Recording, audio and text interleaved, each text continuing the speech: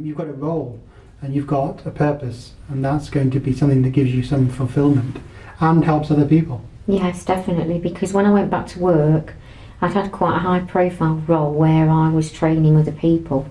When I got back, my bosses, I think, felt that to protect me mentally and emotionally, that they would remove that area of my role from me.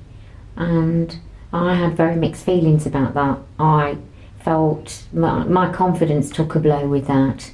I felt that people were saying, you're not the same person that you were before the cancer. You're not as capable. You are not as confident. You are not you. And because they had changed me and my role in the cancer, I think it's very easy to get down and get depressed and feel that you've got nothing to offer. And therefore, as well, that is yet another area of the cancer where you need psychological support to help you feel that you are a whole individual after cancer. You may be battered and bruised, but you are still a whole person. You still have a lot to give in terms of your life and your job and your home.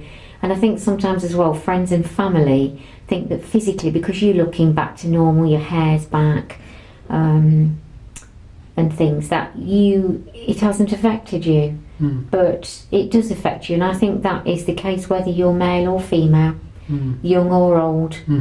That you know deep down that when you look in that mirror, things have changed, and you still have to get out there in the world and go out and do the things that you want to do. Now, some people might be surprised to hear you say earlier that you felt isolated or a little bit lonely at times in the cancer journey, particularly as you had good family support. And I know there's patients out there, many patients, who actually don't have much in the way of family support just because of the way their life's organised. But what was it for you that made you feel a little bit isolated in a way?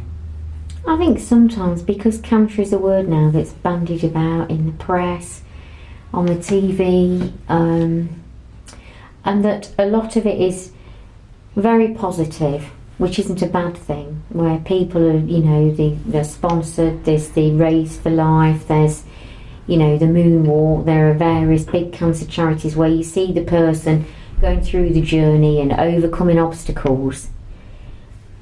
When the door is shut on all of that and the person is sat as an individual on their own with their own thoughts about their fears for the future and treatments, I think you are lonely because nobody else is carrying that fear with them.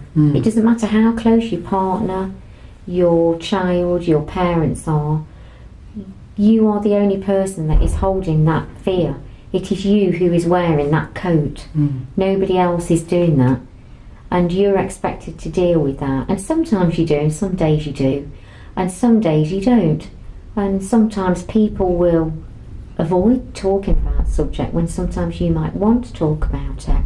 Or I've had the opposite feeling, where sometimes somebody's wanted you to talk about it, and I personally did not want to talk about it, because although that fear was still there and it was getting bigger and bigger and I was getting more and more distressed, I actually would physically sit with my hands on my mouth to stop myself talking about it, because I did not want to unleash all that emotion. I didn't feel that I could cope with the distress of talking about my cancer.